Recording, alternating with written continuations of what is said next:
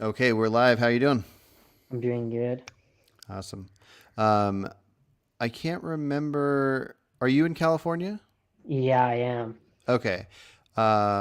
The yesterday and then for the next like week in Oregon, it's like crazy hot. Like it's over 100 right now where I live, and I'm out in this. The room I'm in is has no AC, Oh, and really? so hopefully I don't pass out from heat. But right now I'm doing great. Yeah, there's actually about a year ago or so, I was actually having this conversation with this pro-lifer, and we were kind of talking about abortion. And it was like during the summer, it was in August. Hmm. And while we were talking, we were like talking on Zoom. Like in the middle of the conversation, my phone like got overheated. Oh And so it wow. like took me off of the thing. I had to wait like a few minutes for my phone to like cool down so I could get back in. Oh wow, that's wild. Yeah. Okay, so let's hop into it. We have a couple vegan topics. We're going to talk first about health and organic food. Um, I think I want to start that off just by asking you what how two things: how you view it, and then also what you find acceptable from others. I know some vegans say that they would sacrifice their own lives to save animals, so they wouldn't kill an animal to eat it to even survive at all. Where other people say they'll only do it for survival, and then some like me say health is important, and then after that I'm vegan. So where do you stand, and where do you find acceptable for others to stand? So I would say it's largely a circumstantial thing. It's going to depend on the circumstances. Um, in some situations, I would be fine with it, and some situations I wouldn't be. So I think it's going to depend on different factors. So one factor is going to be like the complexity of the animals in question. Another factor is going to be like the number of animals that are being sacrificed. Um, Another issue is like the suffering that's going to be involved. Um, like there's going to be a moral difference between like hunting an animal and say buying factory farmed meat. I would view those as very morally different.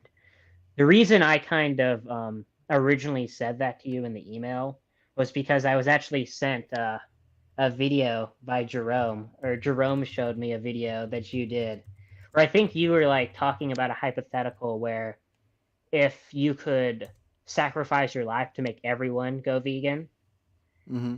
and you said, I think you said like you wouldn't, and Correct. Yeah. you said that you said you're not even sure you would give up your finger to do that. I said, maybe my finger. I was trying to challenge myself to come up with an example of how much I would be willing to get rid of. Um, but yeah, I'd probably get rid of a finger, preferably on my left hand. Yeah, so is your view on this that so is this like, are you making a distinction between like what you would do versus what you should do, or is your position on that the same thing? Yeah, I can safely say that it's what I would do, not what one should do. But I don't know.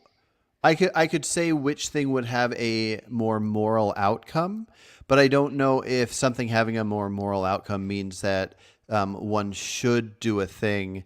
Um, we each of us are individuals. We have our own experiences.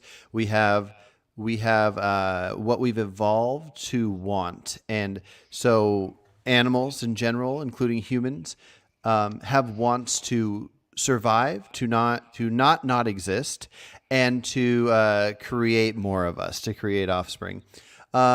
But just looking at the desire to exist and to function how one should, I think your average person, especially in an actual situation where they were going to sacrifice their lives, um, I think most people have evolved to not be able to. And it could just be me, but I think if somebody told me there's 10 million people over here that you've never met, you'll never come in contact with, there's all you can know is that they exist, and like you, they want to exist. Would you press a button and have your life just not exist anymore? That's such a final decision to make myself not exist to help something that I don't even know if it exists. I just know hypothetically that in the situation it does.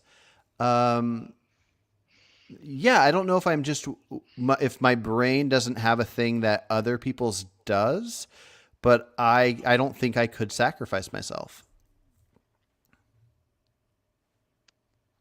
Um, yeah, I mean, I think I would in that scenario. Hmm. Um, just because of the massive amount of suffering that Is it the amount compared to yourself? um yeah, I mean that would play like a big factor in it. Like Like would it matter if there was um, infinite universes, like there all these different planets had all kinds of humans on it, and there were like whatever comes after trillions of just endless amounts. Would you sacrificing yourself to save a million be different based off how many exist in the world? Or are you only comparing it to your own wants to the fact that that's multiplied by a million? um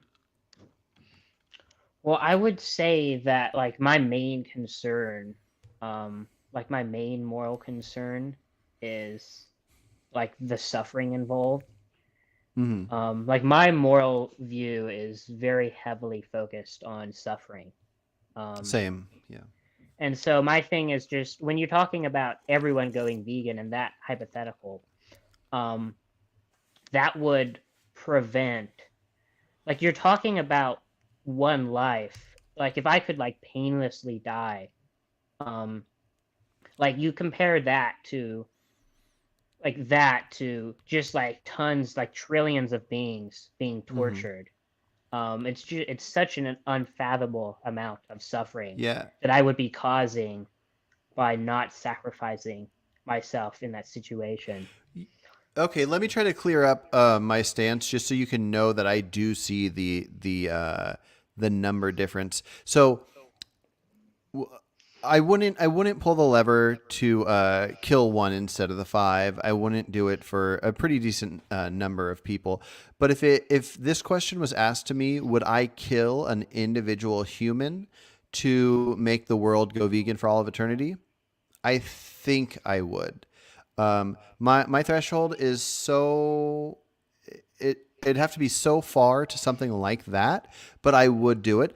I just don't think, as immoral as it is to be willing to kill another person but not sacrifice myself, I really just don't think I could get myself to. So it's not even necessarily a stance of what I want to do. I might prefer to sacrifice my own life. I just don't think I could, in all honesty.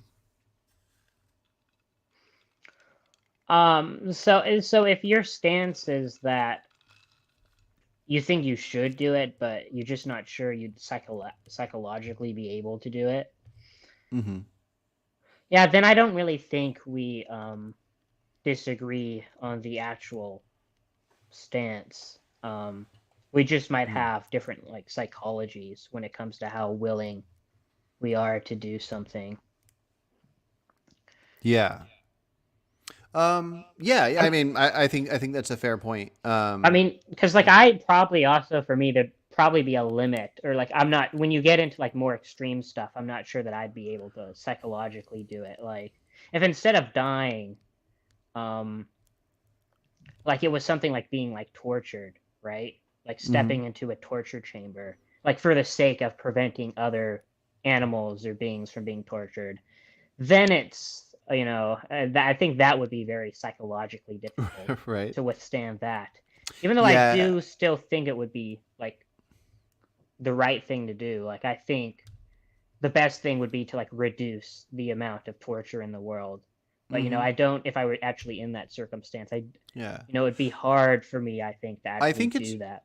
I think it's the right thing to do in the sense that it has the best outcome. I can say that clearly, but I don't know if I could say that I would expect and want and think somebody should do this thing that I don't even know if I could do. So I at very least will say that I agree. It has the best outcome. It has the right outcome if you want the outcome to be good.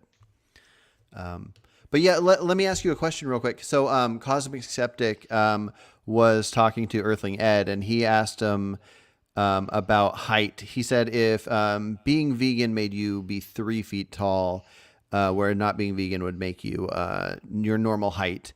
And let's have a number we can look at. Let's say you had to eat one fish a month to keep your height, but if you stopped eating all animals, including that one fish, you would become 3 feet tall for the rest of your life.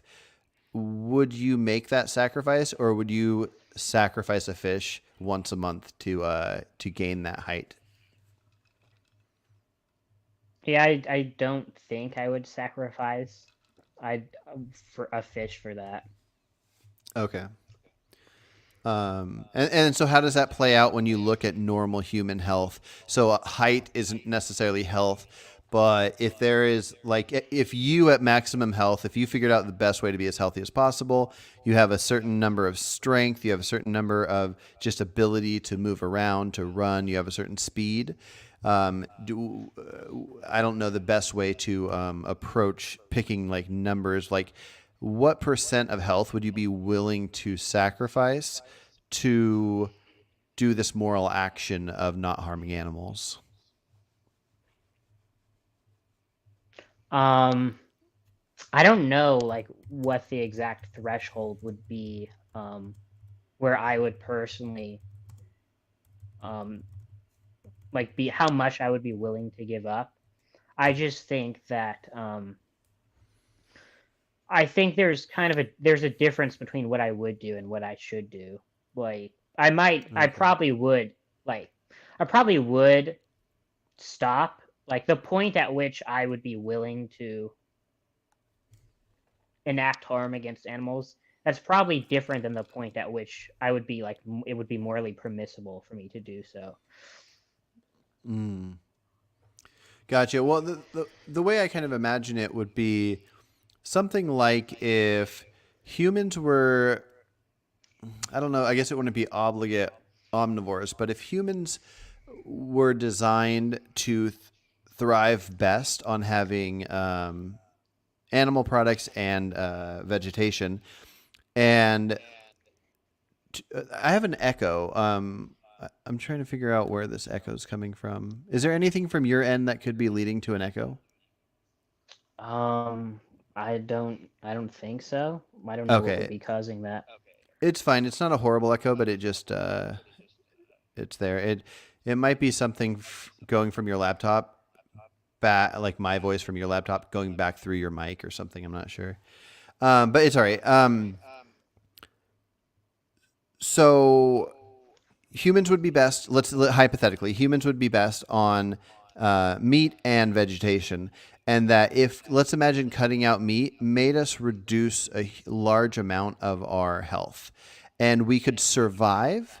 We could live. Let's say we'd live almost the same amount of time, but we would be sluggish. We'd have all these issues that clearly we us vegans don't have. I've been vegan 8 years. I'm fine, but I would say if that were the case, I wouldn't want my society to make it illegal to eat animal products. I would say that would be a personal choice that people should make based on knowing the health outcomes of eating the animal products. But in a world where we could know for sure all the studies were done, we've been studying it for hundreds of years, and it's known that you can be the healthiest possible as a vegan, I would say that the law should make it illegal to eat animals. It should just be illegal in that country for that society. Do you agree that if the health benefits were so high that it would be wrong for a society to make it illegal based on the morals? No, I don't think it would Um, be wrong. Well, it depends. Like you'd have to do uh, a calculus, right? Like when we talk about the health benefits of eating animal products, I don't think it would necessarily be justified to consume animal products just because it makes you healthier, even if that were the case. Like, I mean, we can just put it in a human case. Like, if eating the if we had this system where we could get health benefits from like torturing babies, Mm-hmm. and then eating their corpses afterwards, if that somehow benefited our health, like I don't suddenly think it's going to be okay to torture the babies then, because the health drawbacks that you would suffer as a result of not eating animal products in the Mm-hmm. hypothetical you're giving, like where you said, oh, people are feeling sluggish. I just don't think that's going to be like the suffering you'd experience as a result of that is not going to be anywhere near as much as the suffering that the animals would experience from being in factory farms where they're essentially undergoing torture throughout their lives.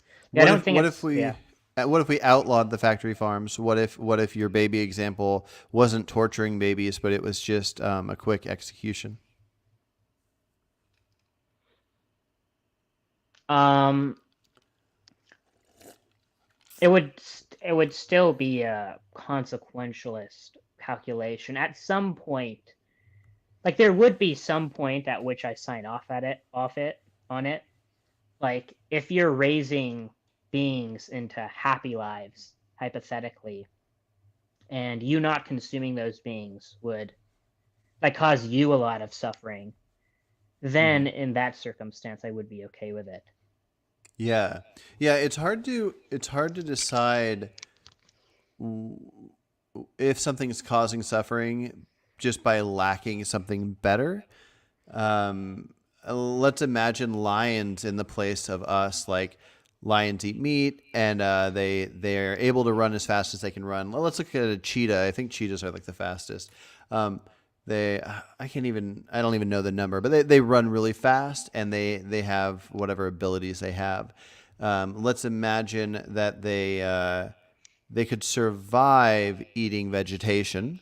Let's say they eat just pineapples, but now they run half the speed, and they they just don't. Maybe they lose half their brain power. They just the things that we would view as if we knew they existed, this speed, this strength, this brain power. When we had it, we felt amazing about it. But when we don't have it, it's hard to really call it suffering. It's just lacking something that could have existed. Would you say it would be reasonable to force the lions to eat the pineapples? Now, this is complicated because we're going to get into the wildlife talk anyways, but Yeah, in the circumstance in the situation you're giving me, then yes, mhm. I think that would be. Or better yet, let's move it back to humans. Let's say we had endless amounts of chickens living in this huge area of space. We had like it would be like them out in nature having the greatest life, but there's no predators. They have all the green grass, they have all whatever they do, but we have a way to basically press a button, they fall over dead.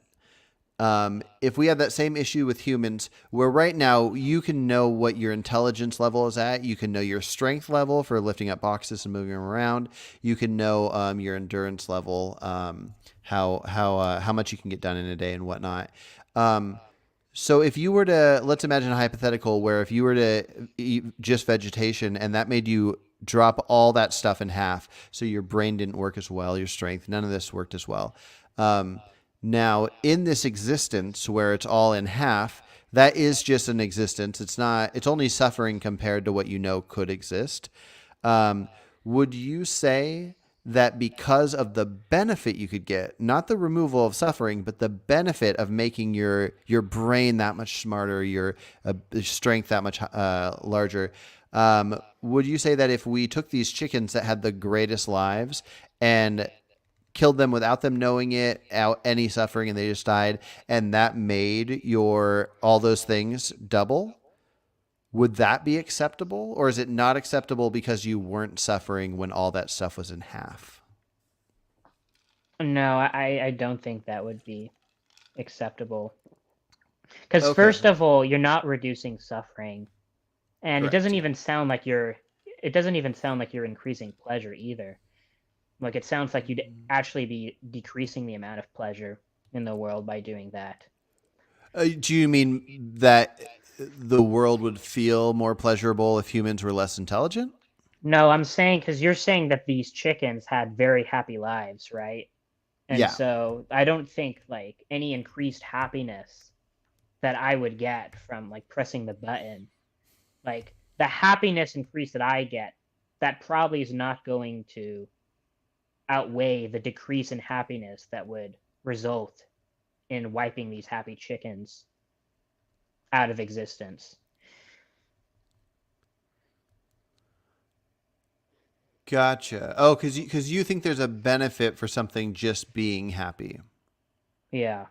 I've heard this before. Jeremy's actually here in the comments, and he's tried to explain this to me, and I can't fully gather that. So we could go that route, or we could hop off to something else. Could you try to do your best to explain that to me? Um, if there was an island that had nobody living on it, nobody was going to live on it, and so right now on Earth we have all the animals, all the humans, everybody's happy or not happy, whatever's going on. If I just pressed a button and it made a family of 10 appear on this island, it's a mom, a dad, and 8 kids, and they have all the food they could possibly need, and they're the happiest humans in the world. They're just so insanely happy, but they're not going to come in contact with anybody ever. They're just going to live out their lives, die. They die happy together. How do how does that benefit things aside from doing some math and knowing that there's some happiness in the world? Well, I just would intrinsically value happiness. So something that if you're increasing the amount of happiness in the world, I would view that as a moral benefit. It'd make the world a better place.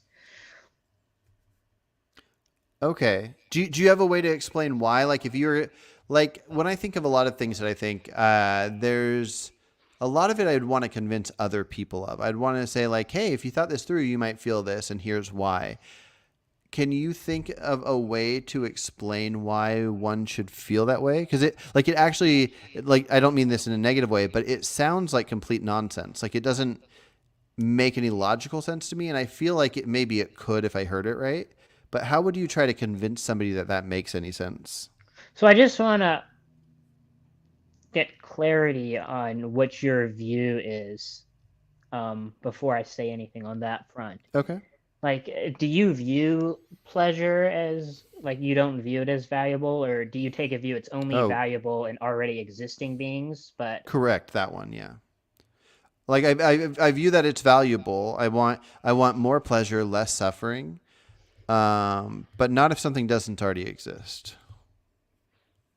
okay, so I mean well, I would just make one comment. First of all, if your value is only for existing beings, like happiness for existing, I don't think that would change the answer on the chicken question because those chickens already are in existence, right? And we're talking about like Yeah. killing them and ending their happy life. So that's just one point. But also, Mhm. like if you're going to take the view that like it only we only have an obligation to it's only good to create happiness in already existing beings. It's not, Mhm. there's nothing morally preferable or positive about creating additional happy beings.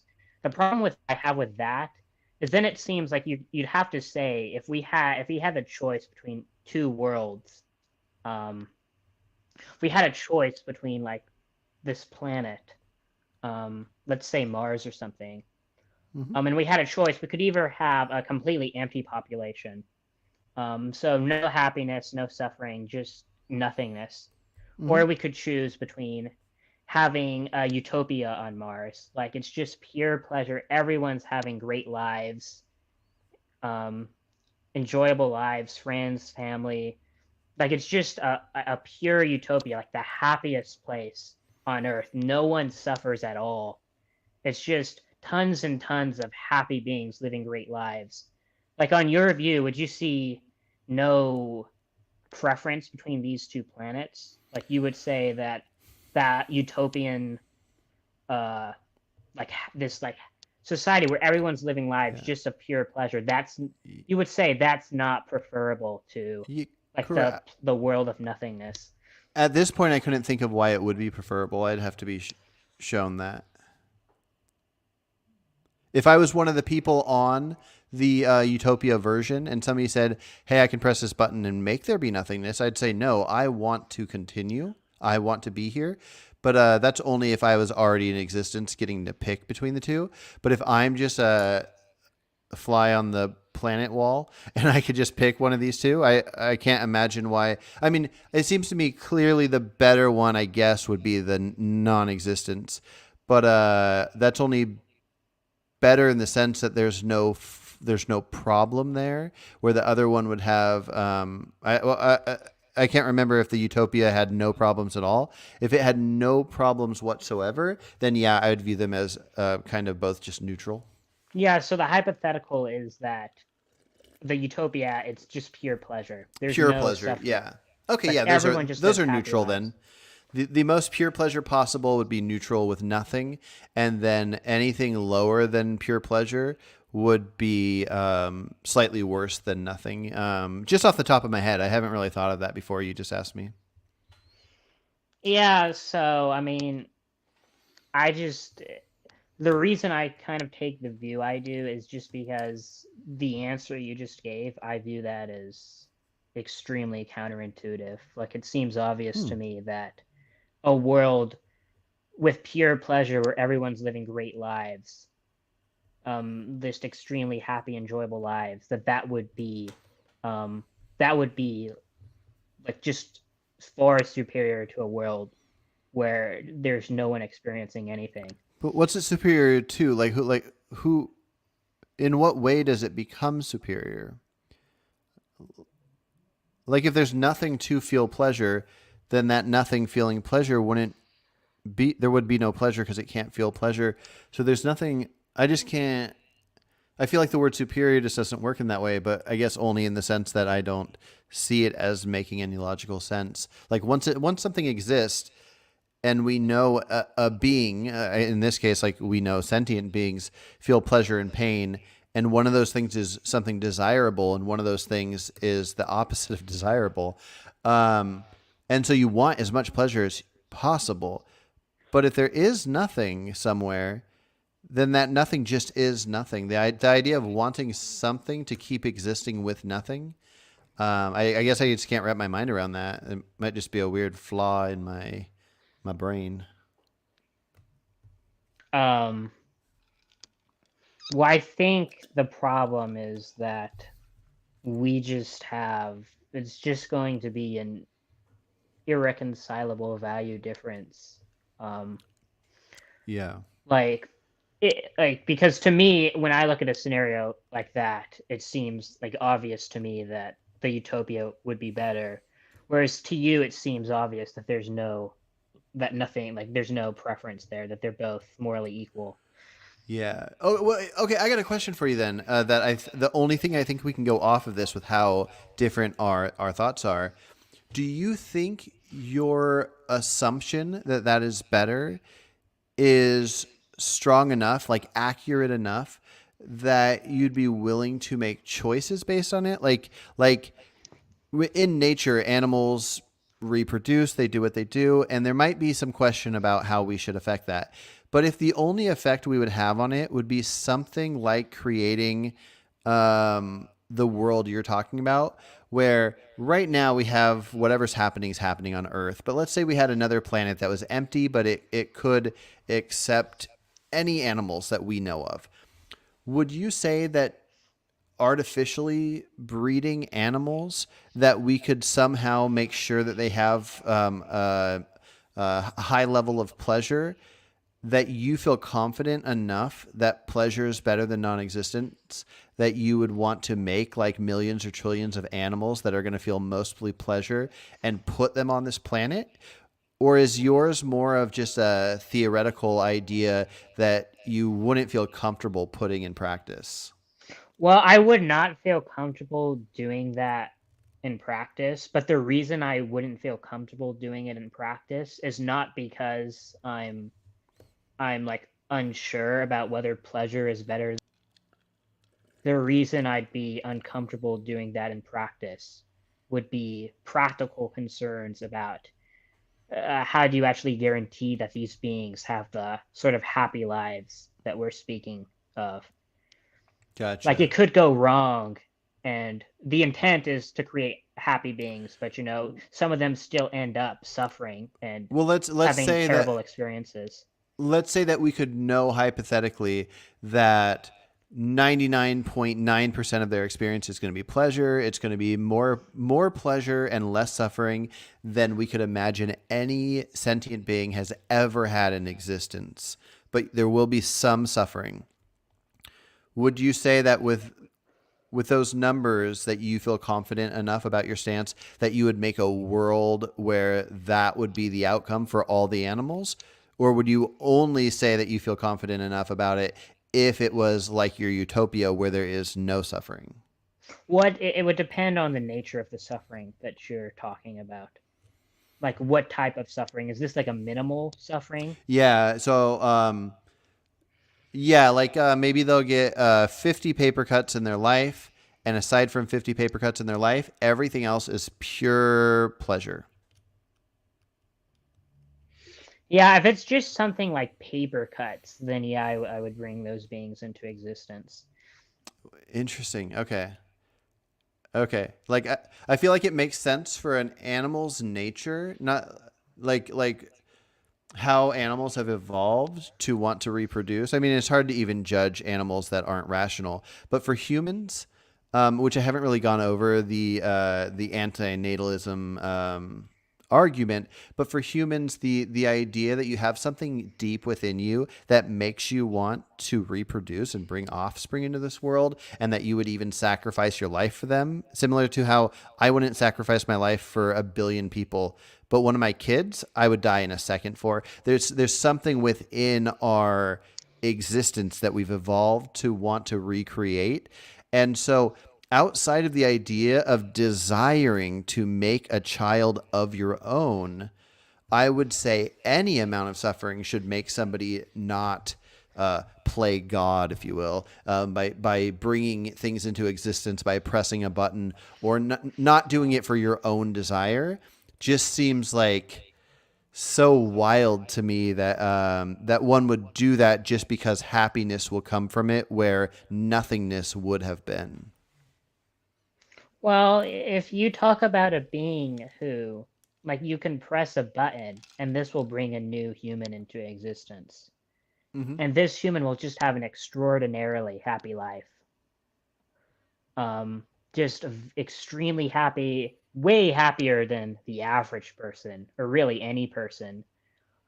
But one time, you know, they get a paper cut, one single paper cut throughout their entire life, and that's Mm-hmm. the only amount of suffering they experience their entire life. The rest of their life is just pure 100% pleasure. And Mm-hmm. we're assuming that they're not having any negative effects on any other beings. Mm-hmm. It seems clear to me that it would be good to bring this human Yeah. into existence. Yeah, I accept that stance. I just don't hold it. I would hope that bringing a child into this life, like myself, like I have done, that I could hope for something close to that outcome. But I wouldn't make it magically happen elsewhere. Real quick, I want to reply to Tanky Bot in the comments. I wasn't saying reproducing is playing God. I was saying that if you're not reproducing, but you're not reproducing yourself, you're just pressing a button to make humans exist or whatever. I was calling that like a playing God, because you're reproducing without the desire to reproduce and to take care of that thing you're reproducing. Yeah, I don't see what the problem is with playing God per se. Like people say that a lot, like we shouldn't play God. I mean, Yeah, I'm not I don't even really see religious. why I not. just mostly what I meant by that was the only thing that makes any sense to me to bringing like a new human into the world is our humanistic desire to do so, and so doing it without. Yeah, I don't know. I don't know if I can actually even go any further on the topic. I just, I think we fundamentally disagree on that idea of having things exist to bring pleasure. And yeah, anyways, You know, is there anything else on this topic you think we should go over, or do you think we should move on to the organic side of things and whatnot? yeah, I just wanted to say I'm actually planning on releasing a video on antinatalism soon. Oh, okay. You Cool. know, Yeah. it's yeah. Oh, I was just saying I look forward to checking that out. yeah. I was actually gonna say, based on my comments here, you might not expect it, but I'm actually a lot more sympathetic to it than my comments here might um, Hmm. That makes show. sense with the likely outcome of there being more suffering. So Yeah. yeah. But yeah, so we were talking about health, and then so yeah, my stance similar to the one where I can recognize what might have a better outcome. I don't know if I can get myself to do it. Um, if humans had to eat meat to be perfectly healthy, I would probably eat meat to be healthy. Since I don't have to, I don't, and I want to be as vegan as possible. I am completely vegan, and I think anybody can be vegan and healthy being vegan. But just for the sake of testing my own limits, I would eat animals to be healthy, not just to survive. And I don't know if there's anything else to go off of on that topic. Did you have any more thoughts on that? Well, what do you mean by perfectly healthy? Um, I guess what I mean is, as the species I am, what I can achieve, what I can do to achieve the best outcomes. Like anything I can consume or actively do to give me the best life, to feel the best, to have the best clarity of mind, to be able to have like the best memory, to have the most strength I can have while living the longest I can live as the species I am. So, and the reason I wouldn't want to do something like steroids to get the most strength is there would be a downside to the steroids. And so, whether we're designed to eat a certain way or not doesn't really matter. It's really just if I could magically know what I could do to have the best life as far as health and my desires fulfilled and all these different things, um, I wouldn't be against consuming animals to do that. I just personally don't think I need to. I think that if you're gonna say it's okay necessarily to consume animal products in order to in order to benefit your health, that's Mm-hmm. going to be okay in all circumstances, I think that's going to have like really potent reductios on a view like that. Mm. Yeah, I don't think all circumstances. I just think something like that. Because Like yeah, yeah. Like if I I could was gonna if at healthiest I could bench press 400 pounds being the healthiest I could be, I wouldn't mind only being able to bench press 395 if it meant that I was going to cause a lot less suffering. It would just be something like being the healthiest I can be. yeah, because I was gonna say, if it's like the healthiest you could be, like, what if you could, consume all these factory farmed animal products, and that would benefit your health. It would increase your lifespan by 1 second. I mean, Right? Yeah. right? It seems like in a case like that, it's very clear that the benefit that you would be getting from consuming those animal products would be far outweighed by like the Mhm. immense amount of suffering you'd be Yeah, causing. it would depend on the desire I had. So I have a desire to live as long as I can, but I think I told Jerem this. I would sacrifice the last 2 years of my life if I was going to live to be like 100 or something. I would sacrifice the last 2 years if it made the whole world go vegan for eternity, like with that question he had. So Mm. there are some things I would sacrifice. I would sacrifice little bits of strength, maybe little bits of brain ability, but probably not much. While I exist and while I have wants and needs and desires, I want my faculties. If I had to consume one fish a month to not get dementia for the last 10 years of my life, I would do it. Again, just luckily I don't need to, but I do like to challenge myself on what I would actually do, not just not what I should do. Okay.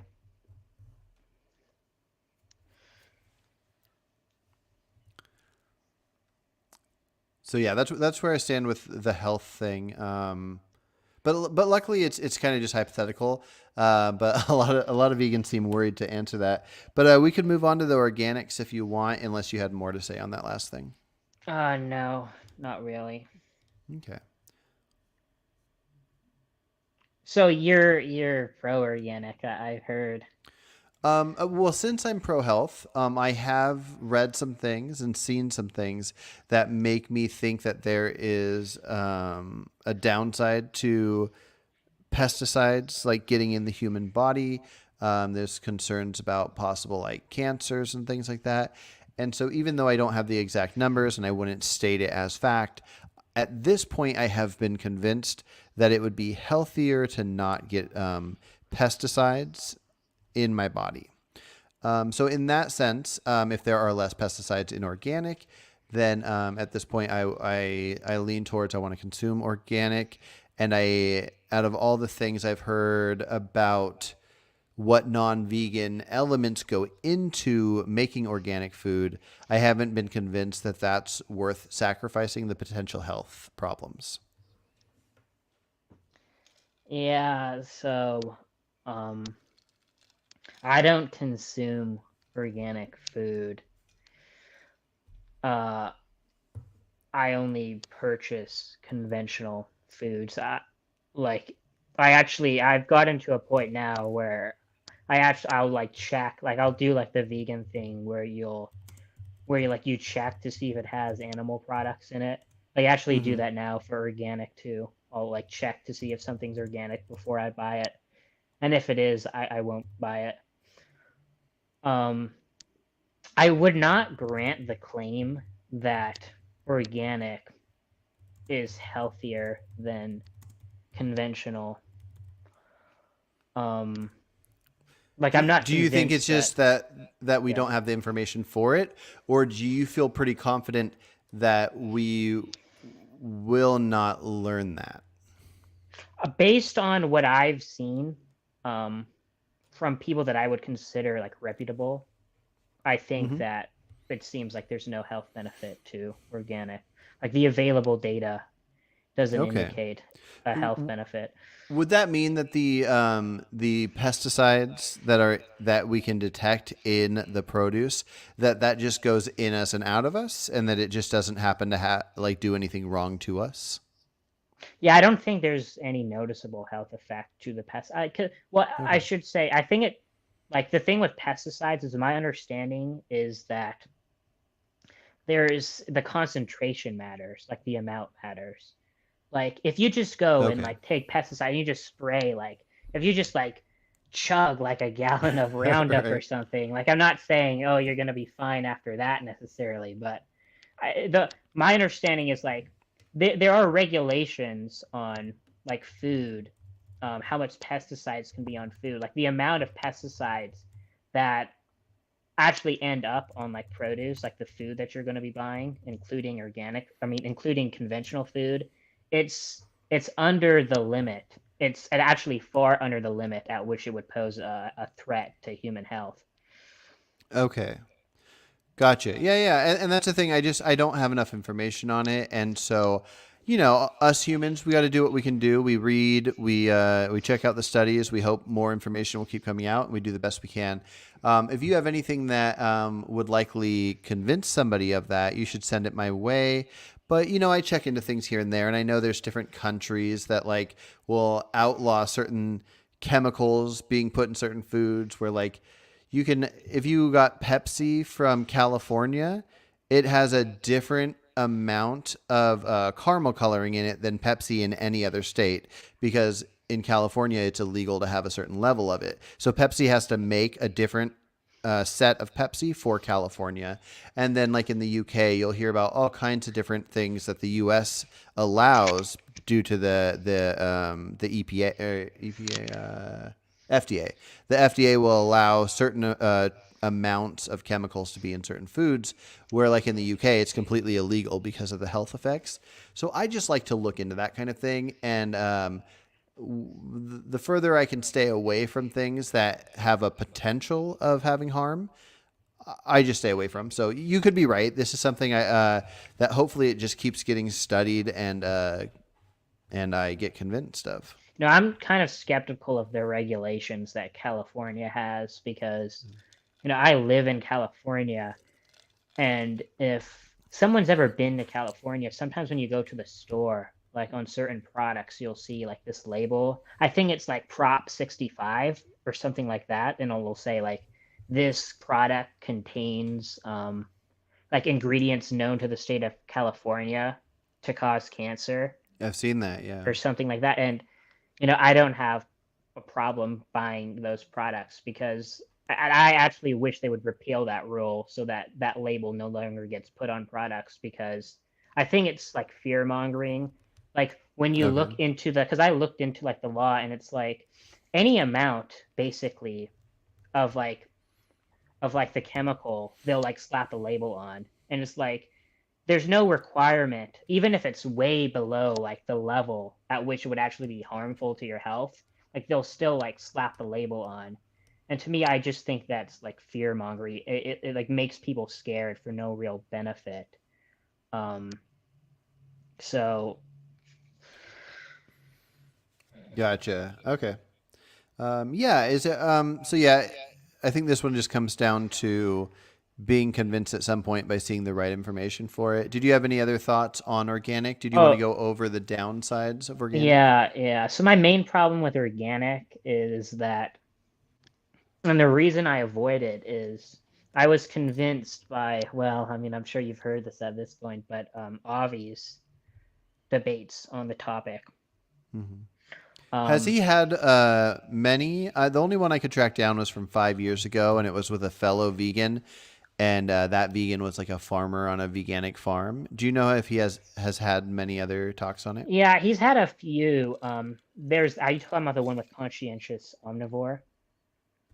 Oh, okay. That's one. Um, That's the one I yeah, think you're talking about. yeah, I think so. He also had one with, I think her name was Michelle Lowe, if I'm not mistaken. Hmm. And I think he's had a few others. Um, I don't know like the Gotcha. exact amount or that's like the main one that convinced me was the one with like conscientious omnivore. Okay. And then I've What also I've only seen about an hour of that, and I wasn't convinced by his arguments. But yeah, what were the main takeaways from that you agree with?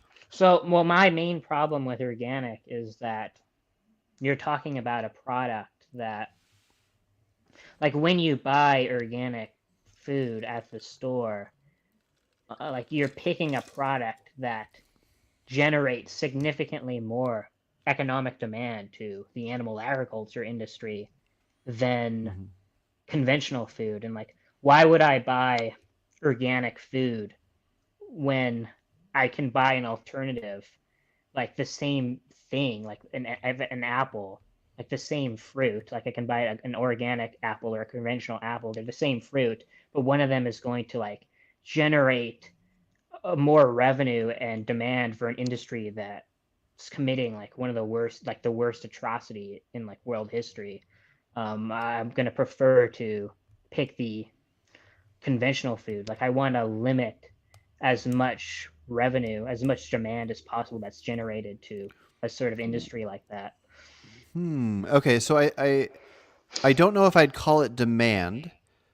I It's complicated. So let's try to imagine that every time I go to buy food, when I buy it, I'm also like just apples, broccoli, whatever. That I'm also just putting millions of dollars into the pockets of factory farmers. But without any connection to the factory farming. I don't think that's putting anything in demand. It's just making those people richer, but not richer for what they're doing. if half the world went vegan and therefore half the animal products, half the meat was being eaten, then those factory farms would cut their numbers in half for how many they breed into existence, and that's not gonna matter based on how rich the farmer is. That richness might just make that person be able to do projects that they might want to do, or be able to like bail themselves out of certain things, but it's not going to nothing's going to be put in demand by making somebody richer. Can we at least agree with that aspect? Um, well, like I wouldn't grant the assumption. Like I do think that buying organic contributes demand to animal agriculture. Oh no, I know that part. I'm just saying separate from that. If so, let's say I didn't buy organic. I just ate non-organic and I ate vegan food. If every month I donated $1 million to some factory farm person that would get profits from farming stuff, can we agree that that person just being richer isn't putting anything in demand and isn't making more of an issue necessarily for animals? Um, well, it depends. Like hypothetically, I guess you could have an example where like just putting money in that. Like if you have like someone who owns a factory farm, and you just like give them like money, like hypothetically, yes, you could have a scenario in which that person uses all of that money on things that don't harm animals. But I Mm-hmm. think in practice, that money is going to go towards the further harm of more animals. Really? Yeah. Interesting. Okay. I guess if the person's super passionate about it, which I'm Well, guessing because nobody factory farming is I mean, passionate. they might use the money to like expand their business to build like more like factory farms. They might But even, I mean, but is even if that they don't, reasonable? Could they expand their business if there's no demand for it? well, they might like create like new, like look to create like new like products or I just, Mm. or like they could,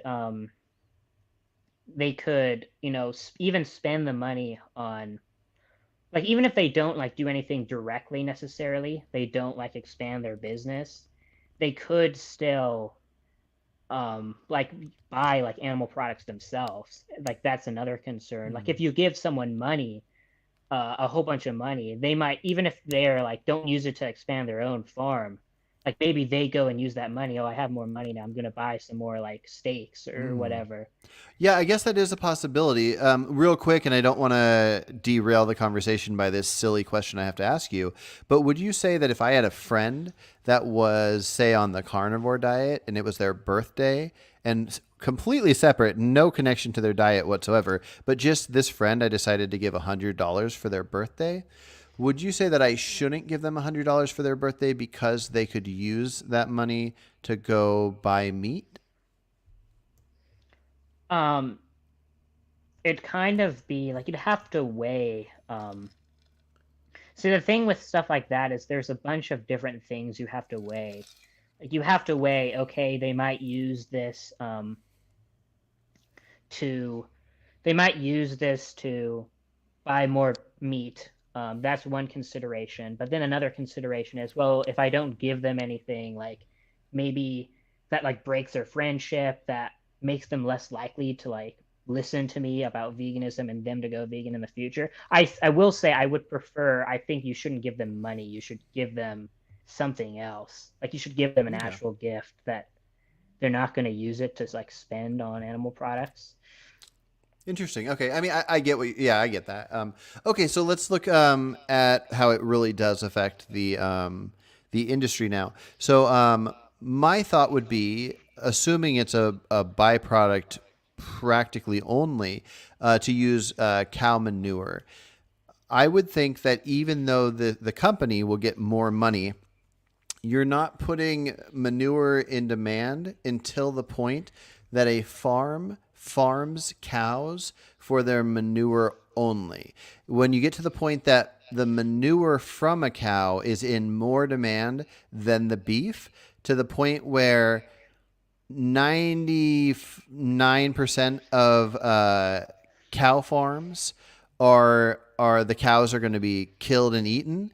And but then now there's such a demand for manure that a farm is willing to have this other 1% of cows, that they just collect their manure, and the cows are basically on a sanctuary living a great life, and that's part of the industry.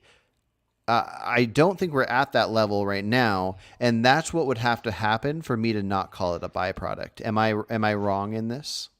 I don't think something being a byproduct necessarily means it doesn't generate demand. Well, if there's demand for a byproduct, I don't think it's fair to call it demand. I mean, it's demand, but since it's a byproduct, it's not bringing further harm. Do you think cows will be harmed more by the fact that this company can sell this manure versus an alternative of just throwing the manure away?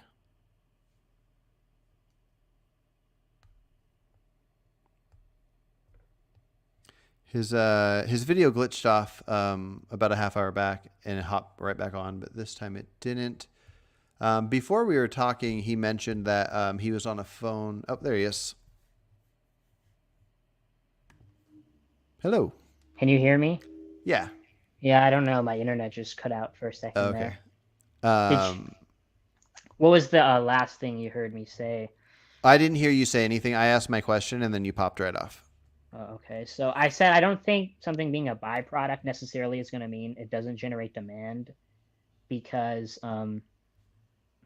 like with manure, usually, like otherwise the farm would have to pay to dispose of that manure. Like Hmm. they'd have to get someone to dispose of it, and then they'd have to pay in order to do that. Now, Yeah. instead, because they're selling it to be used as fertilizer, instead of that's saving them the money from not paying the disposal fee. But Hmm. not just that, now they're actually making additional money by actually profiting off of it. Someone's paying them to get the manure. Hmm. So it's they're making more money from it, like the industry's becoming more profitable. It helps Hmm. lower the production cost of animal agriculture, the production cost of meat, which can ultimately also lead to like the price of meat being lowered, which could also mean that more people purchase the product. Hmm. Like we want to make it as expensive as possible for these industries to operate.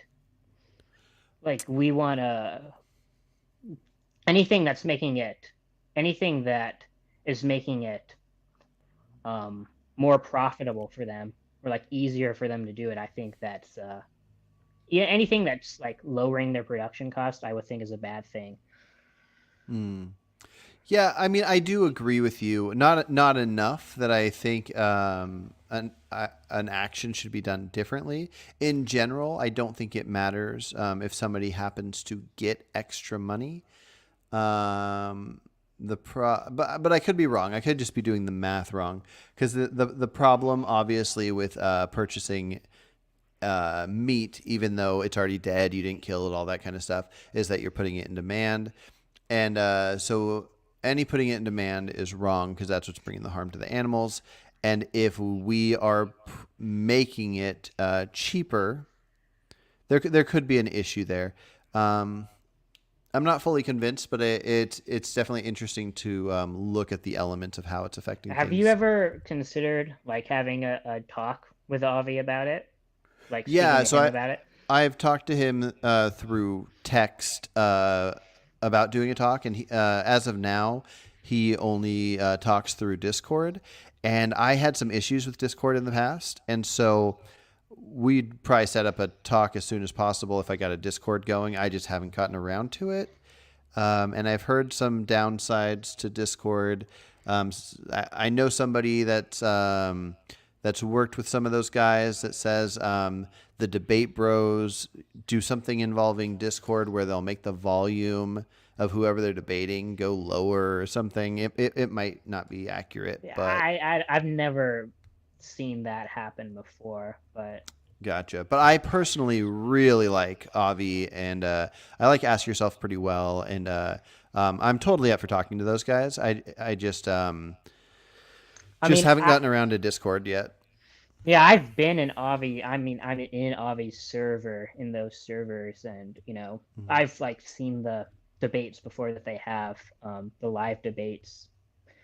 Hmm. Like every like conversation I've had, or not that I've had, that I've watched with Avi, I've never gotten the vibe from him that he like acts in bad faith or anything like Gotcha. that.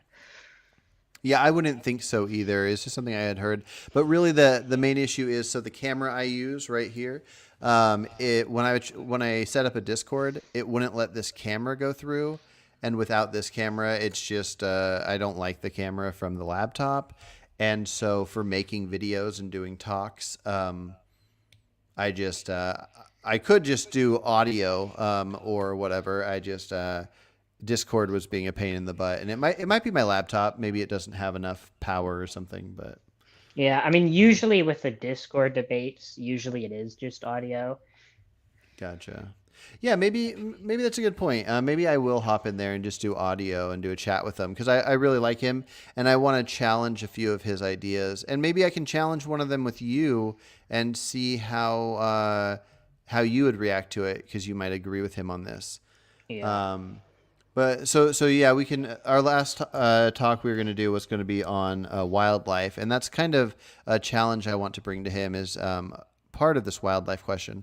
So I've heard people say, let me make sure I can come up with this. Okay, so when people are talking about crop deaths, and they're talking about you have this area of land, you're growing crops, and there's some death from the pesticides, rodenticides, hunting like deer that are eating the crops.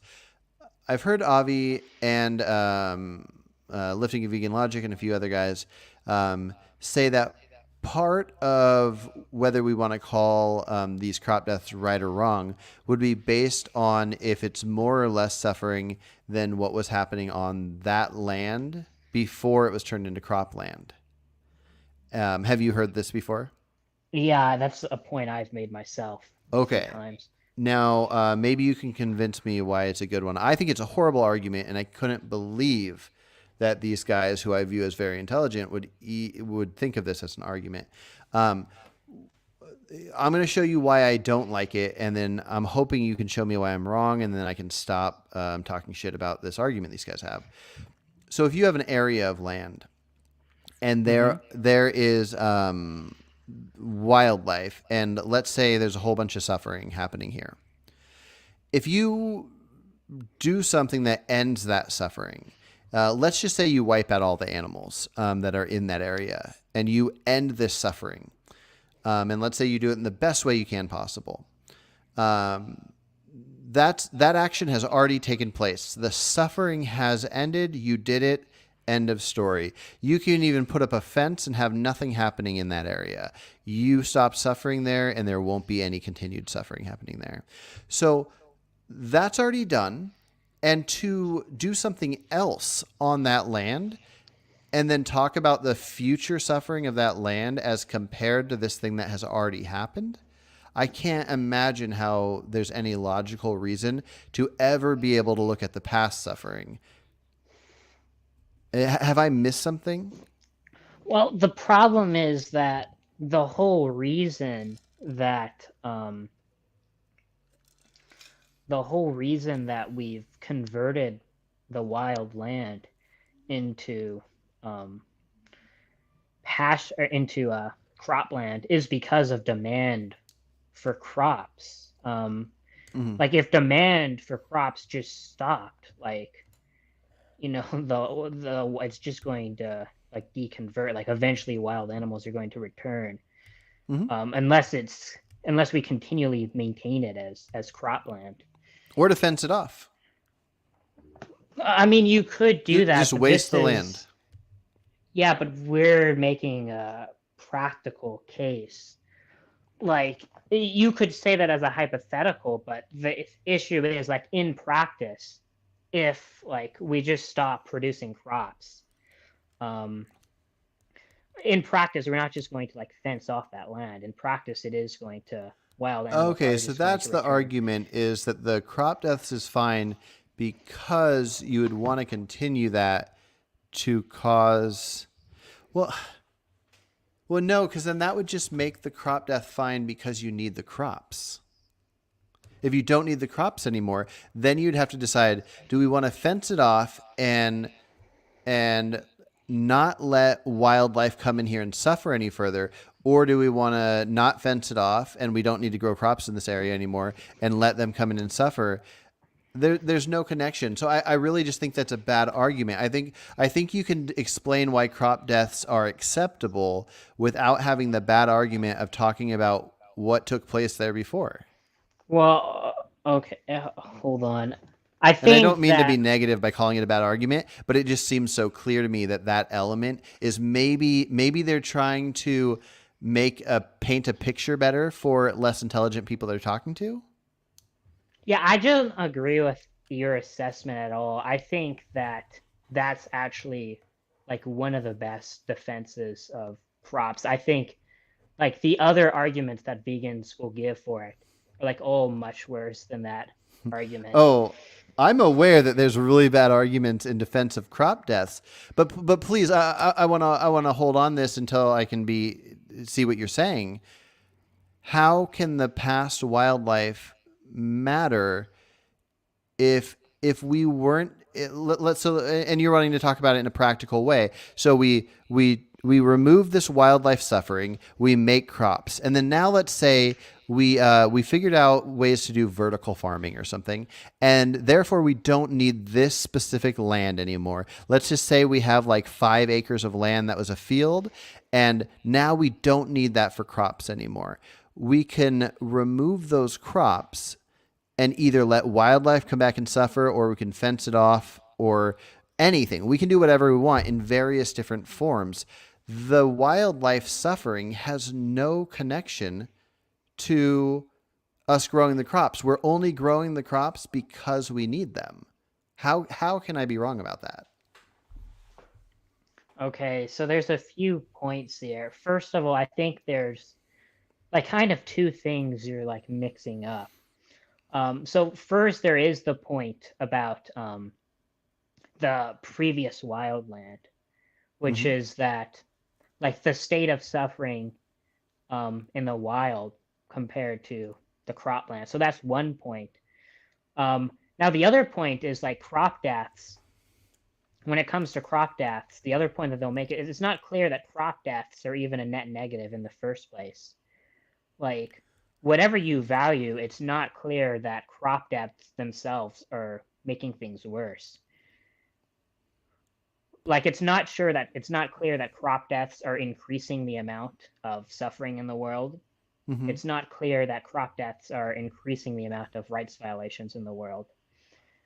Like it very well could be the case that crop deaths net reduce suffering and net reduce rights violations. Well, okay, help me understand that then. So let's just say we have this cropland, 5 acres that I was talking about. There's rodenticide out.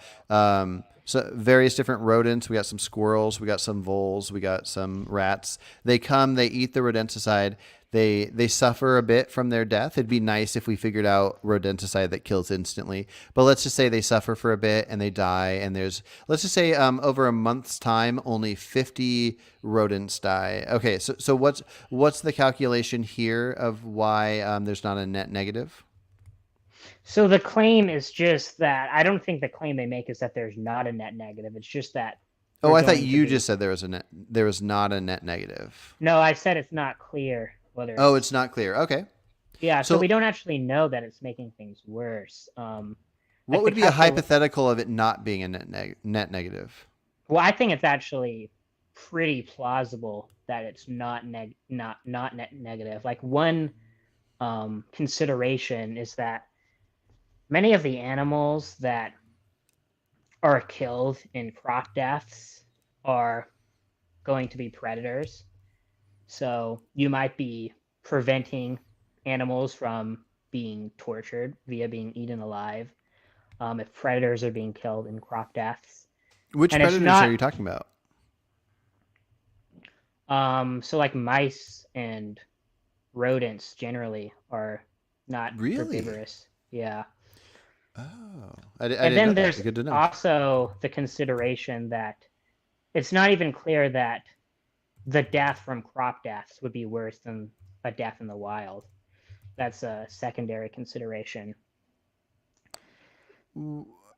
It's not though, because I can't see how the wild could affect it. How could a past action affect if a current action is right or wrong? No, Like in so my house, let's say that there on the land I live on, there was some horrible, torturous situation where somebody was murdered. Like, what does that have to do with the actions I do on the land? I think there's a so time issue here. so we're talking about like current wild animals. If a wild animal um, dies in crop production, like from a crop death, Hmm. it's not clear that their death from that is going to be worse than the death they would have suffered in the wild, right? Oh, I see. So if I have 5 acres, I have some crops going on. A mouse that wanders on there that will eat the rodenticide and die. If they would have wandered somewhere else, they might have had more suffering from their death elsewhere. I see. Okay. Yeah. And then, Mice are herbivores with a preference of grain, but they are able to adapt. Okay, they're able to adapt to an omnivore diet, meaning that in addition to grains, they can eat scraps of meat, dairy products, and insects. So it seems like any meat or dairy they would eat is going to be from humans. So insects would be the only issue there for them harming animals. So. well, I'll have to look for it, but I know like Avi sent a paper a while back, um, showing like on predatory behavior from rodents. Oh, okay. I just thought I'd read that to you since I looked it up. But yeah. But yeah, you'd also have to take into account like the further consideration of like let's say like everyone just stopped buying like crops. I mean, would that make the world a better place? I mean, you'd Um, have like the humans. I mean, a lot of humans would like die off. And wildland, practically speaking, you'd have more wild animals who are being born and living um, lives of suffering. It's not. I don't see like how there's like a common assumption that like these things are making the world a worse place. They're increasing suffering. I just don't see how that's the case. It would have to be demonstrated. yeah. Let me challenge the thing you said before that first, and then I'll come right back to that. But you were talking about the idea how like that we don't know that if a mouse comes and eats rodenticide and dies, that might not be worse than if the mouse went somewhere else and a predator got it.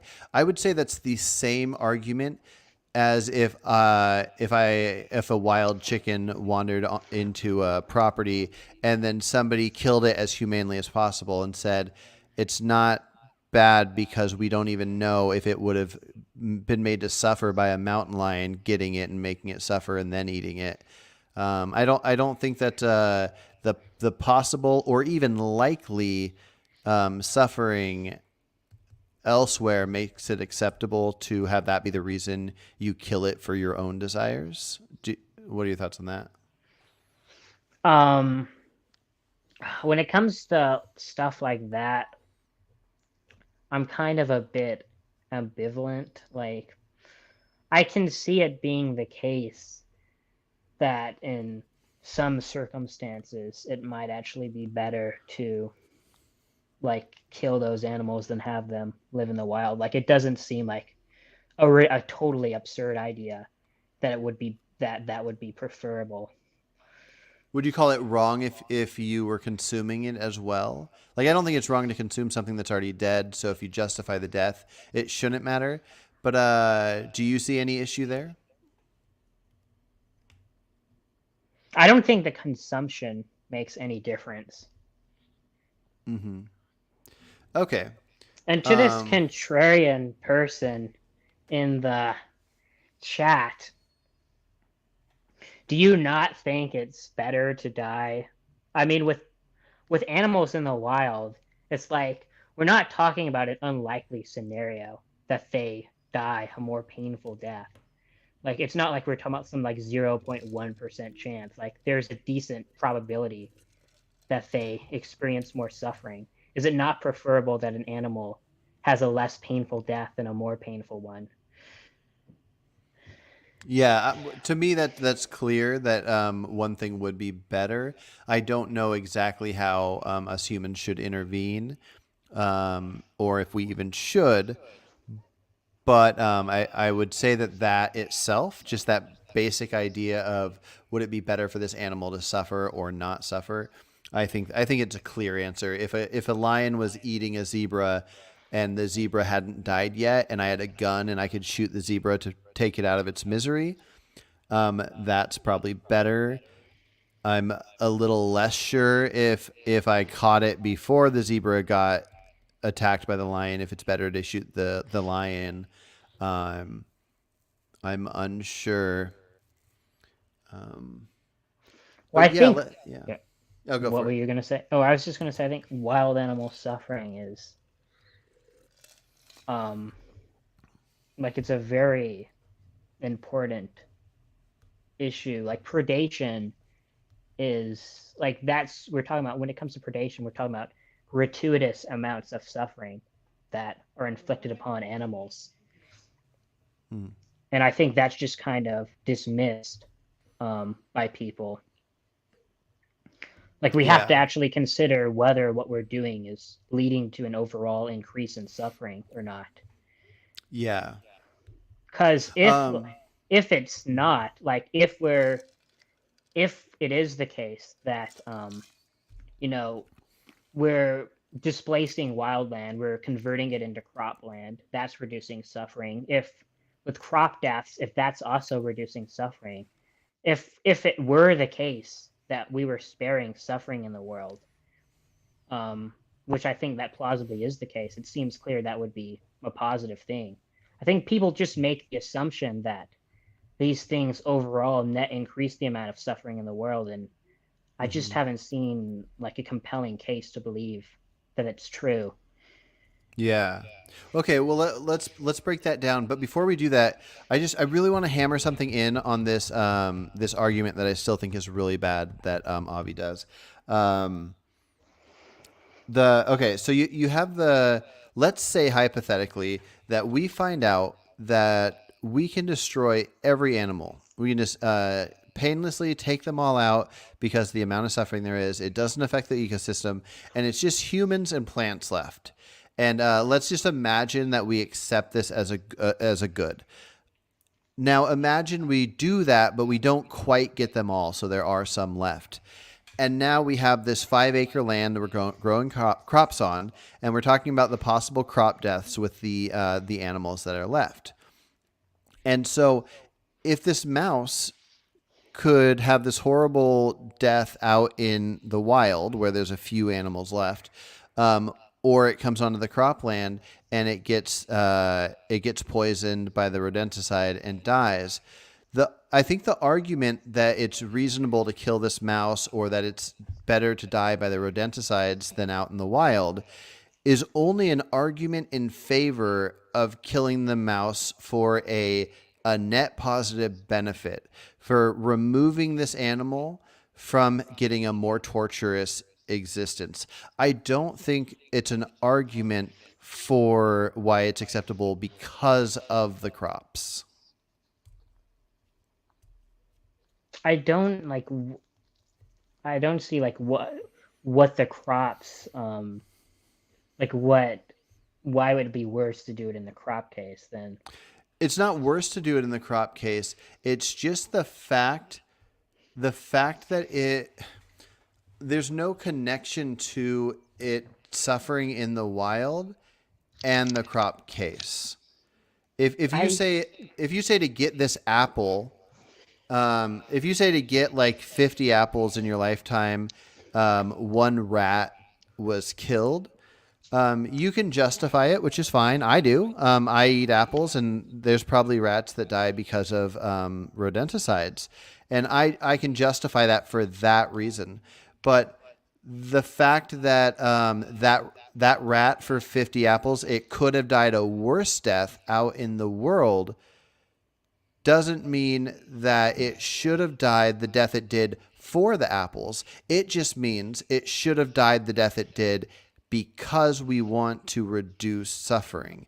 It means that rat we should take out with either a gun or rodenticides or whatever we do, because we know that that's going to be better than what it would experience in the wild, but not because of a mixture of bringing me 50 apples and what it did in the wild. I just don't think there's a connection. Well, like the issue is whether it's ethical to buy crops, right?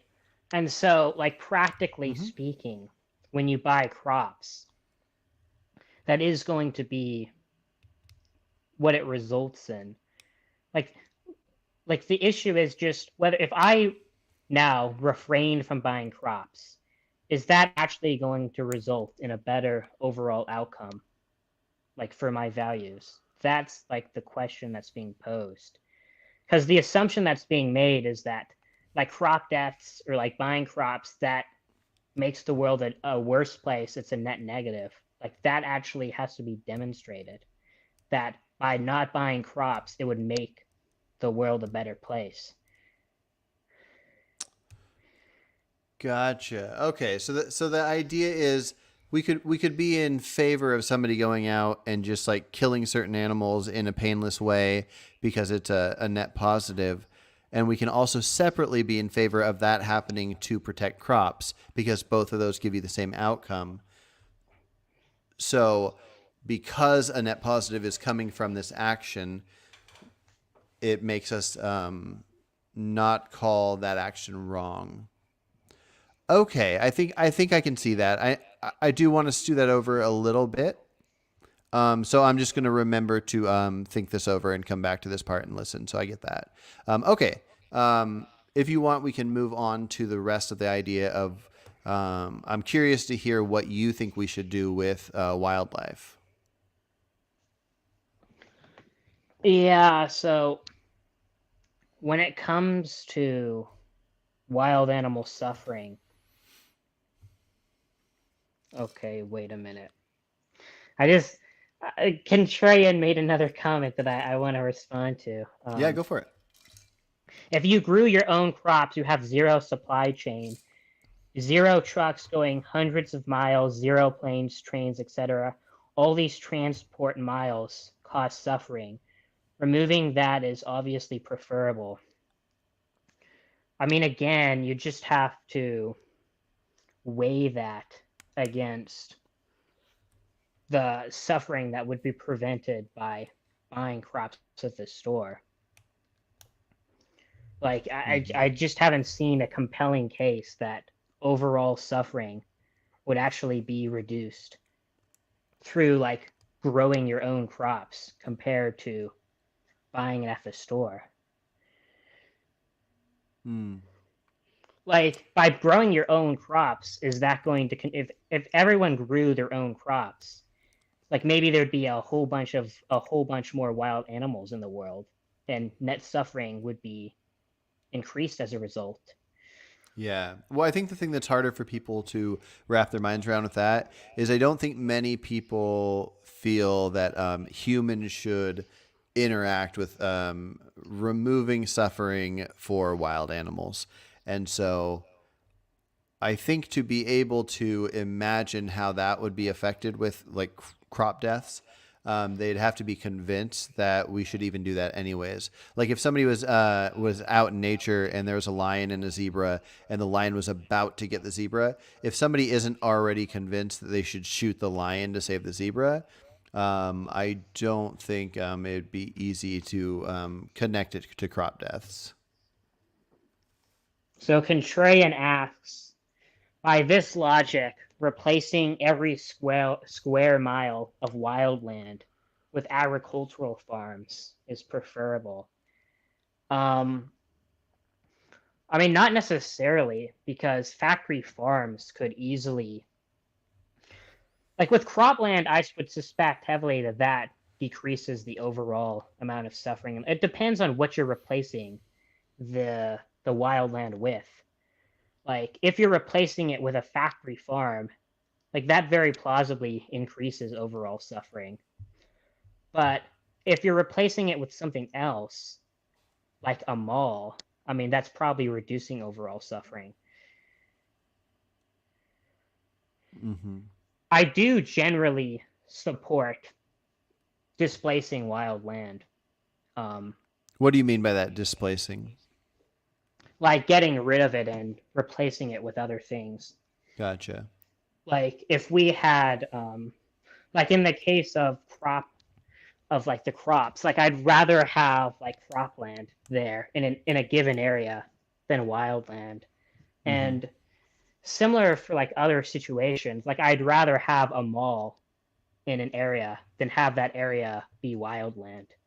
Okay. And similarly, the example I said before, Yeah, you'd rather have a fence, just preventing wild land from existing. yeah. This is one of my hot takes that one of my controversial takes, I guess, is that yeah, I generally think that getting rid of wild land is a good thing. Yes, That well, like separate from reducing suffering that you're referring to, I've always thought I had a kind of a hot take that I've never even really talked about, which is just that I don't think there's any I don't think there's any reason to say that we should any animal should have a limit to how much land it takes. Like any animals try to have, create their own shelter and live their lives, and they're not negotiating with others. They're just going to do what they're going to do. And if a beaver takes down a tree to build a dam, they're not going to check with the birds that want to make nests in the tree or whatever. So in that same sense, if humans want to keep making houses and space for humans to live, I haven't been convinced that there's any moral reason for there to be a cutoff.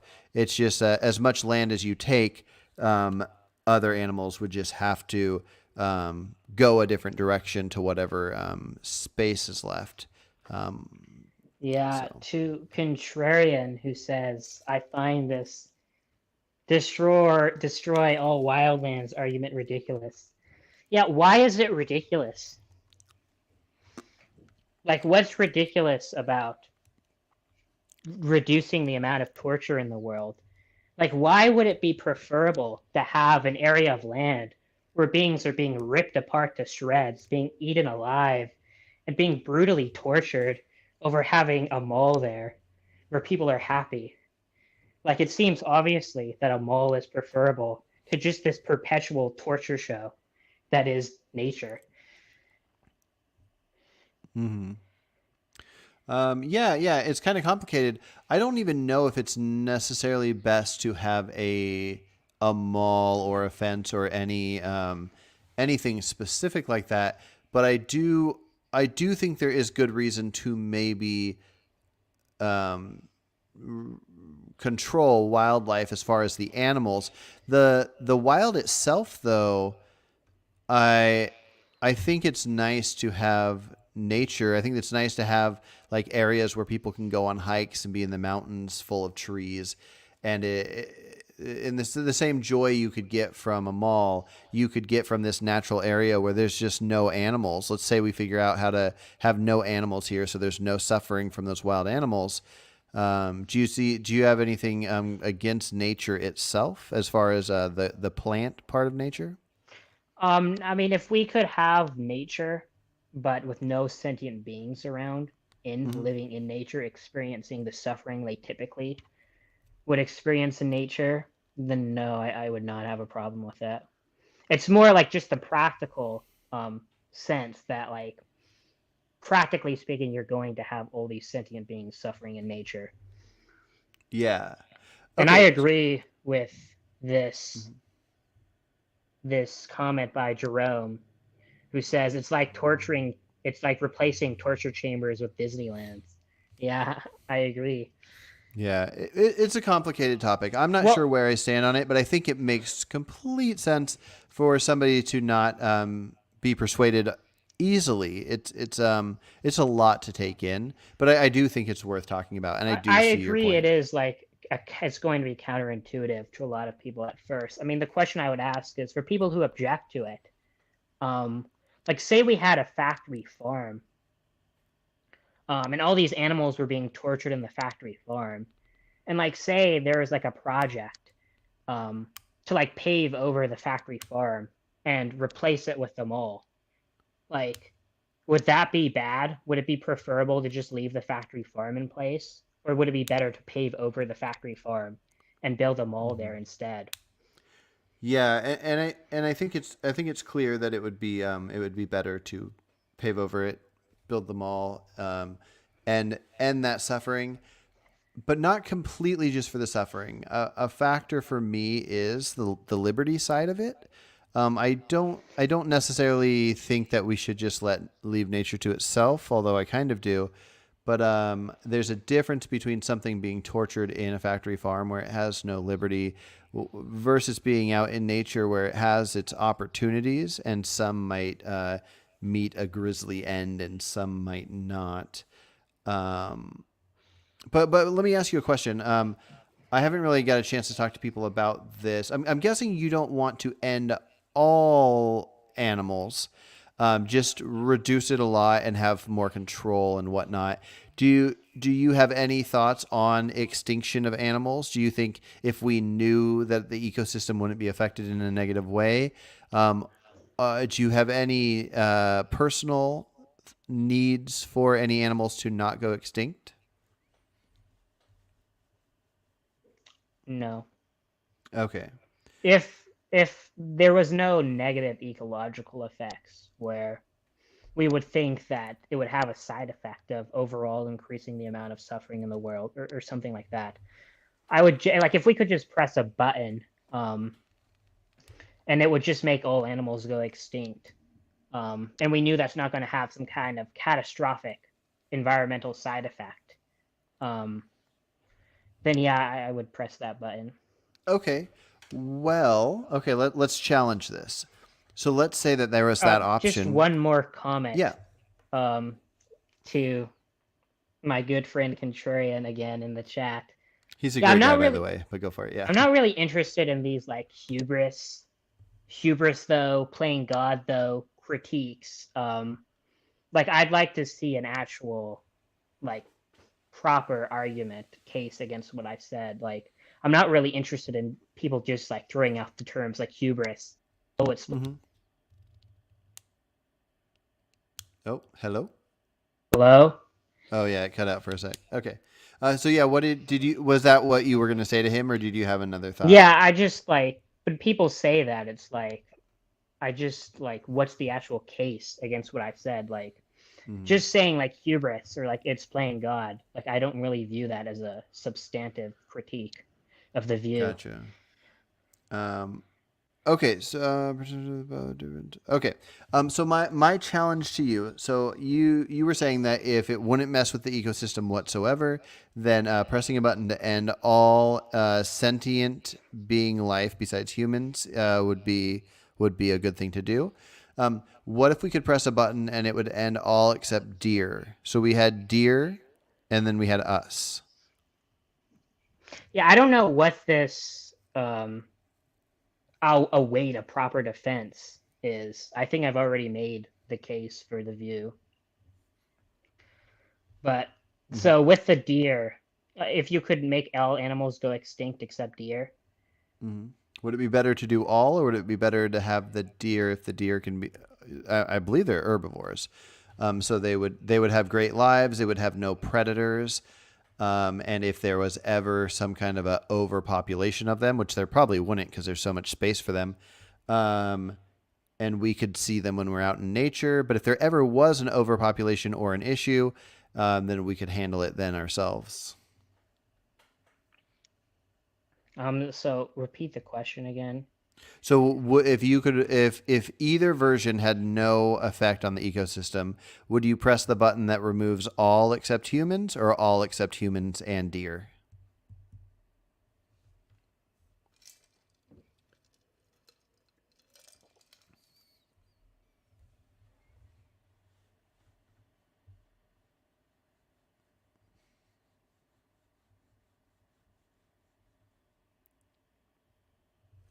No, I think you might be muted. I think you might have muted yourself. Or did I mute you somehow?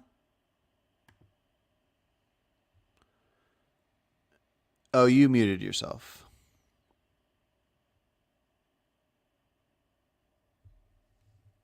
Hmm. Hello? Okay, you're back. I think Yeah, you. sorry, someone was calling me, so. Oh, okay. Um. So Yeah, and yeah. they kept calling me over and over again, Oh, so I had to call them back so they would stop calling gotcha. me over and over. It's all right. So yeah, would you let the deer stay with us humans? Um, would I let the deer stay with the humans? It would depend on the the lives of the deer. Like if those deer would be it depend on like the suffering that the deer experience. Like if these deer are going to experience extreme suffering or like severe Well, suffering, then no.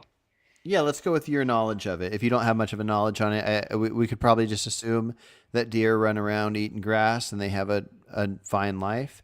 And the only downsides to them is probably predators, right? So, without any further information than that, would you say that we should just let them be with us? Well, like the deer could still like starve or Oh, like true. Well, get so like how many? diseases.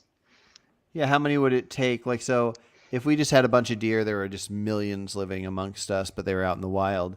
And, like, if it was less than 1% of them starved for whatever strange reason, and, less than 1% had situations where they accidentally broke a leg and some different things like that, would, uh, would it take a decent amount, like with the pleasure of the deer existing and the fact that that there's not like immense suffering happening a lot, would you would you be okay with them? And it seems like Jerem has some information on deer that they live terrible lives. He says no, deer live terrible lives even outside of predators. That's interesting. I hadn't Yeah, heard about that. so I mean, I wouldn't be okay with sanctioning some deer to experience like extreme intense suffering, even if hypothetically most of the deer would be happy. I just prefer there be no deer to a situation where some deer are experiencing extreme suffering. Okay. Well, what? Okay. Well, really quick, and then we can go back to different options of animals. With humans, um, I'm sure there's millions of humans suffering and having horrible lives right now. Would you view that different, or would you press a button to quickly and calmly, just magically, there's Thanos snapped out of the world? 1 million of the humans that are suffering the absolute most right now. Yeah, I would snap those humans out of existence. Oof. Even if you could talk to them and tell them you were going to, and they badly wanted a chance to try to figure it out, and even if you could know that possibly all of them would keep suffering and have a horrible life and never get a good life, but also separately, possibly a handful of them could go on to have amazing lives that they love. Well, when you talk about like these are like people who are experiencing like the worst suffering they could, like Mm-hmm. that's going to be stuff like brutal like torture is what you're talking about. So like yeah, I would just Yeah. prefer to have no to like just wipe them out of existence so they're not undergoing that. Okay. Well, let's say that it was people that it was pretty bad suffering. Homeless, missing some limbs. They're in other countries where they're very hungry, but some of them might make it out all right, and all of them want to give it somewhat of a shot. Um, do you snap them out because of how bad the suffering is? I mean, if you're talking about like homeless people, then like there's going to be a point where it's like that suffering I'm not going to just wipe those people out of existence because they're experiencing some amount of suffering. um I mean, those people, I think I would probably, yeah, I would keep those people. But like if it's like very, very brutal suffering, then then no, I wouldn't keep those beings in existence. Gotcha, gotcha. Okay. Okay. Are there any animals? So your route would be to snap them all out if it didn't affect the ecosystem. Uh, there aren't any that you can think of that you would want to exist to basically try to have the best lives they can in the same way that humans do. Like some humans have sucky days, some have great days, and it just is what it is. Are there any herbivores that you would want to live without any predators out in the wild, just trying to make a go out of it? Um, there are certain hypothetical situations where I would sign off on it. Like if I could know that um, the beings in question are going to have happy lives without significant suffering. But if that's not, if there's a decent probability that they will undergo that suffering, then no. Gotcha. Well, so why do you feel somewhat different about humans? Is it they have a higher possibility of figuring it out? That like, so humans are here, and a lot of us have stuff figured out. A lot of countries have some benefits. I think most of us, I mean, me, you, most people we talk to probably have net positive lives. But there's a lot that have bad lives, but we're all kind of like, we all have possible opportunities to figure out how to get out of situations. Do you view humans much different in the sense that you don't want these herbivore, non-human animals to have this opportunity to keep reproducing how they want to, and have some of them have great lives and some happen to have bad lives like us? I don't think I would view humans differently. Oh, Um, so this button you would press would wipe out humans as well and yourself? Whoa, what's the button again? I feel like there's a lot of buttons I'm just here. talking about. Oh, I mean, I had a separate button involving deer, but I thought your initial button was just to wipe out all animals except humans if it didn't affect the ecosystem. I would do that. Like if But that were would my you choice. prefer to wipe out all humans as well? Yeah, I would. Um, Including yourself? Yeah. Like you wouldn't? Okay, over that option, Over the would you? world we have now, yes. Okay, well, what if you could wipe out everybody except me, you, and Jerem? Um, I'd probably rather prefer us be wiped out just for practical reasons. Um, like the fact that like the entire rest of like we'll be living in like a wasteland. Like we'll be living in like societal collapse. There'll be no society around us. Um, Yeah, I guess I just like couldn't for get an practical upgrade on reasons. my prescription of my Yeah, like I glasses. mean, we'd have to like. I think that would be Oh like a man, Jerem's very giving you an L. He's been on your side this whole time. I don't know if the L is because he thinks humans should not be wiped out, or because he thinks that it's an L because you said you'd wipe him out personally. But no. I think it's just Jeremy or not Jeremy. I guess maybe it applies to Jeremy too. Jerome's utilitarian. This is something we've gotten into multiple times on Twitter. I guess it's called X now, which is yeah, like we're both consequentialists, but Jerome is like a hedonic utilitarian, and uh, his main goal is the consequence that he cares about is like maximizing happiness in the world, whereas like I'm much more concerned with like minimizing extreme suffering. okay, interesting. Interesting. I think I care way more about minimizing suffering than I do care about adding pleasure. So I'm with you on that part. I'm not with you on the wiping out people, but part of that is because I am people and I don't want to be wiped out. Well, I, I um, I don't want to be wiped out either. Like that's not my ideal like situation that I'm just like get wiped out of existence. It's just that I mean like by wiping like sentient life out of existence, you'd be preventing so much like intense extreme suffering. Like you be yeah. preventing like all these people from like being like tortured. I just don't like the idea of sanctioning off, like sanctioning like the torture of other people, um, Hmm. for like the sake of other people experiencing pleasure. Like Gotcha. the world we live in now, like if we don't do that, if we don't press the button, we're talking about continued like child rape, like torture, like people being put into concentration camps, like animals being eaten alive, like 80 billion animals being tortured every year, like trillions of Yeah. fish being tortured every year. Hmm. Yeah. No, I mean, you make a good point. Still, I think my will to live, I doesn't make me make that choice you made. But yeah, no, I get that. I mean, I actually do gotta hop off here in like just a sec, like about a minute. But we should do another follow up at some point, or talk about the other topics that we've talked about outside of here. But yeah, do you have any last thoughts you want to throw out before we hop off here? now I was just gonna say that like unlike Jerome, I think there's like a certain level of suffering that there's a certain threshold of suffering at which point I just think like there's really no amount of pleasure at which I would be okay with imposing that suffering onto others. Like there's no Gotcha. amount of pleasure that I think would make it like that would justify like Auschwitz.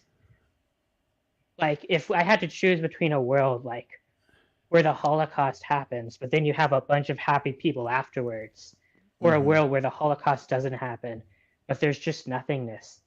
I would much Yeah. rather prefer the world without the Holocaust. Mm. Yeah, I mean, I have to agree in a sense as long as I'm not there and my loved ones aren't, because I even said I would rather the world of nothing than the perfect utopia you talked about.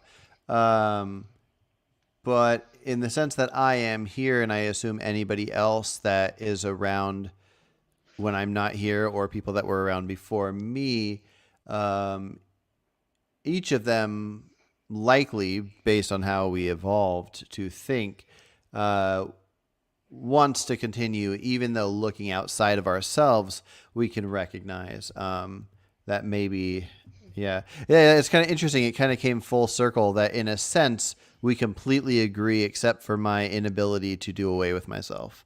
So yeah, yeah, it's fun talk. I'm not sure what this comment about gaslighting is in regard to.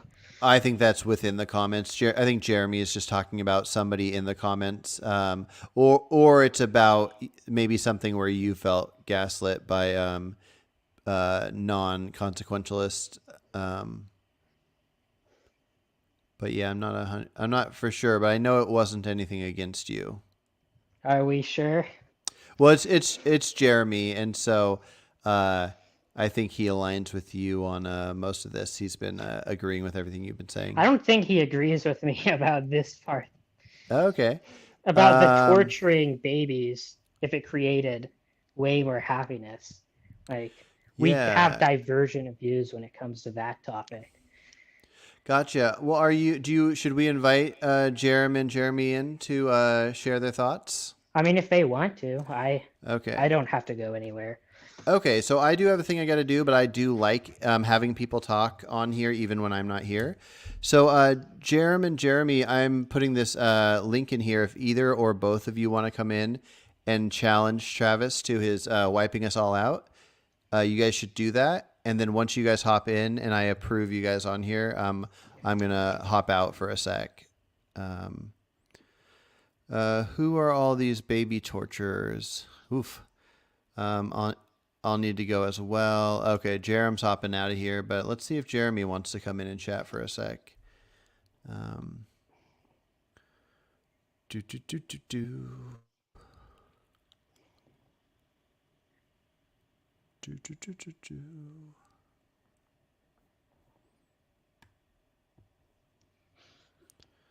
All right. Um, boom, boom, boom. Well, I guess real quick while I wait on Jeremy, um, do you have any realistic first steps that you'd want to take? So if we didn't do the button wiping everything out, do you think there's anything involving wildlife that we should have a focus on right away? Like, is there a species of animal that you think should be wiped out first, or a way that humans should patrol the wild to put animals out of their misery, or something like that? Right now, I basically just support, um, like my main policy recommendation would just be to continue like um, the displacement of wild land with human civilization, Okay, as we've already been doing. gotcha. Well, I guess that works out then. Um, Gotcha. Yeah, yeah. No, it's interesting. It's a lot to think about. I definitely want to think it over more. Okay, it looks like Jeremy might actually not be on here anymore and might not be hopping in here. So, If he wants, we could also like set up a separate stream hmm, some other time if he would want to talk yeah, about, or if Jerome also wants to come on as well and talk hmm, about that sort of stuff. yeah. I'll start a message thread where we all can set up something like that. That sounds good. All right. Well, I better hop off here, but I hope you have a good day, and it was great chatting. Okay, you too. Bye. All right. Take care.